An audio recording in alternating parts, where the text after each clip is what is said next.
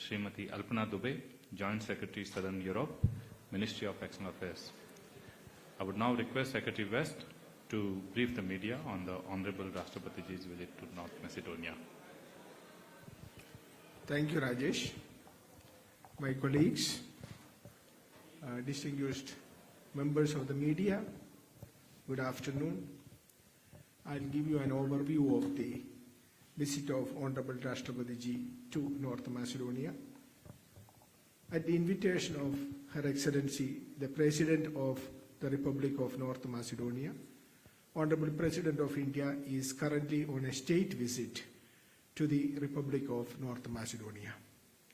This visit marks a historic milestone in India-North Macedonia relations, as this is the first ever bilateral visit by a President of India to North Macedonia since the establishment of diplomatic relations in 1995.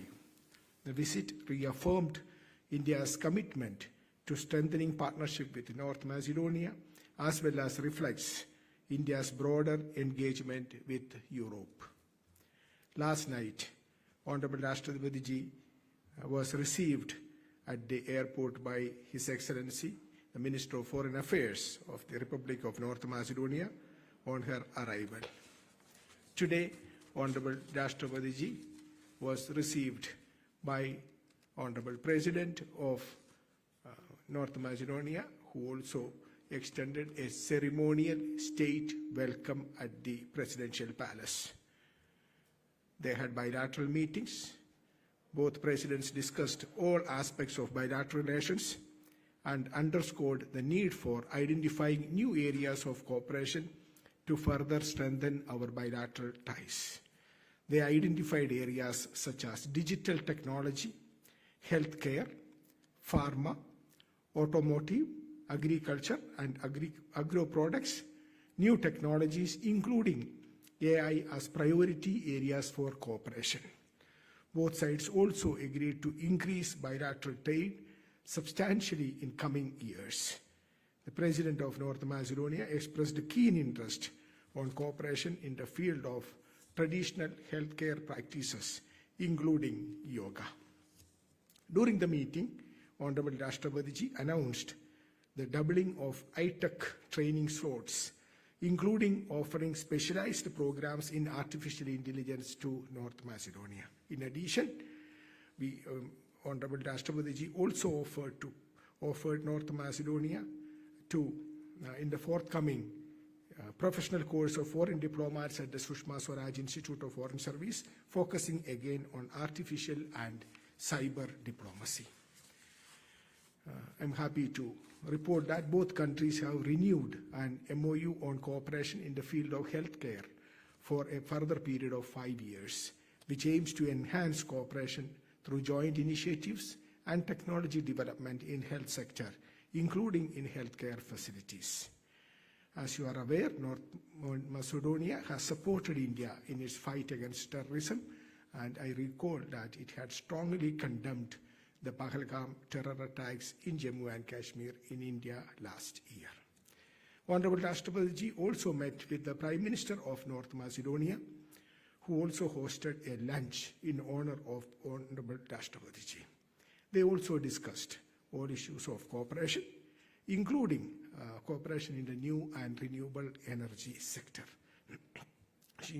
Honorable President also met with President of the Assembly of North Macedonia. She addressed the Assembly of North Macedonia, the session of the Assembly. In her address, she emphasized the need for countries to work together as two democracies, fostering strong partnership by institutional linkages. She informed the Assembly of members about the growing participation of women in Indian democracy, including in our Panchayat Raj system, where 1/3 of the seats are reserved for women, as well as the enactment of historic law for 1/3 reservation for women in the lower house of Indian Parliament and state legislative assemblies. Together with the President of North Macedonia, Honorable Rashtrapatiji, jointly address the India-North Macedonia Business Forum, which has just concluded. The forum had participation of business representatives of leading companies of India and North Macedonia. Honorable Rashtrapati is accompanied by a large Indian delegation comprising of members from various sectors, including IT and ITES, artificial intelligence, circular economy, renewable energy, healthcare and life science, construction, leather, textile, food processing, engineering, defense and aerospace.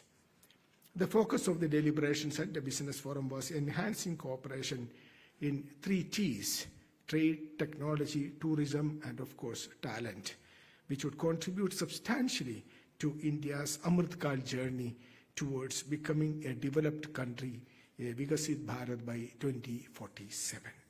During the Business Forum, the ASOCHAM, which was also part of the business delegation, signed 3 MOUs for institutional arrangement with North Macedonian various chambers of commerce in this country.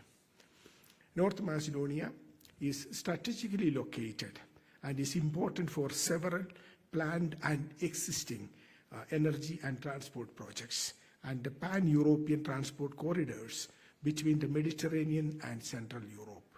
North Macedonia's most important transport axis in the Vardar-Morava corridor, which links the port facilities from Greece to Central Europe via Serbia.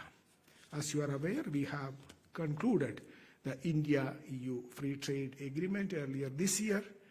North Macedonia is not a member of EU, but it is an EU candidate country and is also developing a comprehensive partnership with the EU.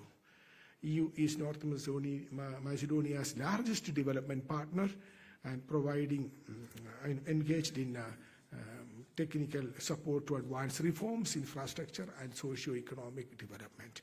So the India-EU FTA would also help not only with the members of the EU, but also countries which are part of Europe, aspiring to be members of the EU. So this is an important visit which covers the entire aspect of business engagement. You are also aware that we have entered into an India-EU towards 2030, a joint comprehensive strategic agenda during the last visit of the presidents of European Union to India, which focuses on sustainability, technology and innovation, security and defense, and connectivity. Again, these areas gets covered in our engagement with North Macedonia. Honorable President of North Macedonia will host a official banquet a state banquet for Honorable Rashtrapati tonight, which we would be proceeding shortly. Both sides have also discussed the reform of the United Nations. As you are aware, North Macedonia supports North Macedonia and India works together in the multilateral fora, cooperate to each other, and also they support India's permanent membership in a reformed UN Security Council. North Macedonia has also expressed its intention to join the India-led global initiatives such as International Solar Alliance, Global Biofuels Alliance, and Coalition for Disaster Resilient Infrastructure, reflecting our shared commitment to sustainable development and climate action. The visit is continuing. Today, as I said, there will be the state banquet, and tomorrow there are multiple events planned, including the joint unveiling of the statue of bust of Mahatma Gandhi, which both the presidents would be unveiling. Also a visit to the memorial and the museum of Mother Teresa. Both the presidents would be visiting. And as you know, Mother Teresa was born in this city. I would like to conclude by saying that the ongoing state visit of Honorable Rashtrapati reaffirms our shared commitment to building a forward-looking and mutually beneficial partnership that contributes to the prosperity of the people of our two countries and also of India-EU, India-Europe partnership. Thank you. I'll be happy to take questions. Yeah, so floor is open for questions. We'll take one round of questions since it is already late in India. So you introduce yourself and then question. I'm Ashwini Srivastava from PTI, Press Trust of India. So my question is, what's the main objective of this visit? And if you could outline key deliberation that took place, specifically the one on filmmaking that was mentioned by President Murmu in her press statement as well. Sir, I am Aditya Srivastava from DD News. What are the key areas of economic cooperation during this visit?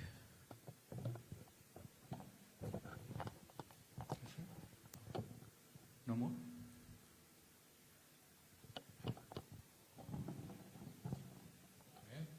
Yeah, sure. Sashko Gulov, Macedonian Radio. Macedonia is still not EU member, as you mentioned, and you have already signed the agreement for the free trade with EU. Are there going to be any obstacles on the road in the relations with Macedonia in this regard? Okay.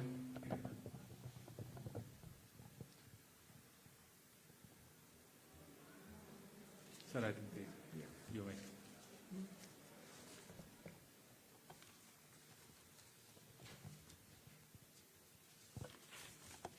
Thank you very much. I would, the first question is on the, first question is on the objective of the visit and also enhancement of engagement with Europe. As you are aware, this is a historic visit. This is the first state visit by a president of India to North Macedonia since the establishment of diplomatic relations. So it reflects the importance India attaches in our engagement with North Macedonia. As far as the objective of the visit is concerned, as you are aware, in the last few years, there has been a complete transformation in India's engagement with multiple countries, also with Europe.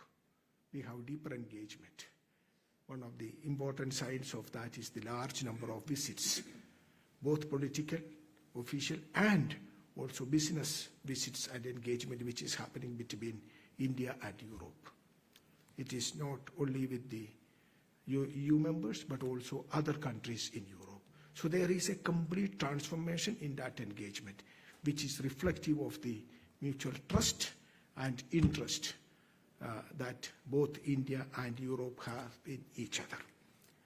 And North Macedonia is an important country in Europe, a fellow democratic country. And we are seeing that there is a growing interest in Macedonia for doing business with India, and similarly in India for the business to do business with this country. We have just seen the huge, overwhelming response to the business forum which was held. Several important companies have participated in the meetings, and the meeting was addressed by honorable presidents of both India and North Macedonia, and also, I believe, 5 ministers, cabinet ministers addressed it, showing the enthusiasm in this relationship. So business, that is the first priority, and I see a huge momentum for that. I would also like to touch upon the 3 T's which I mentioned: trade, technology. So we have heard both the presidents talking about doubling the trade, realizing the full potential in that engagement in terms of trade and business. So again, technology is the other aspect. Tourism also came up for the discussions. In fact, there was a request for a direct connectivity again. We will, it is in our wish list. We will see how we take it forward. So that part. I also touched upon the MOU on health, which we have renewed for the next 5 years.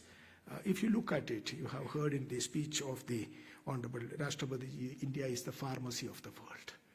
India's engagement with the rest of the world in the healthcare is hugely expanding. Also in India, there is a complete transformation happening. The Ayushman Bharat project which we have is yielding good results. So there is a momentum for healthcare cooperation as well. So this is, I would put it as the main objectives of this visit, which has been in the right track. As far as key areas of economic cooperation, which you mentioned, if you look at the, show me the booklet. If you look at the booklet, you will see that, the companies which have come covers the entire spectrum of possible cooperation between two countries. As I mentioned, it includes the IT and ITES. The digital transformation, again, which happened in India in the last few years is hugely appreciated. AI, we hosted the AI Impact Summit, which had participation from 108 countries, a humane approach to AI. So that is another area of cooperation and economic cooperation. Circular economy, renewable energy, healthcare and life science, construction, leather, textile, food processing, engineering, and aerospace. Some of the areas which are covered. I would recommend you go through this to understand more about that.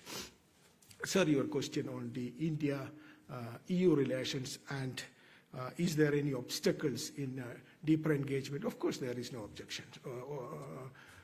objections.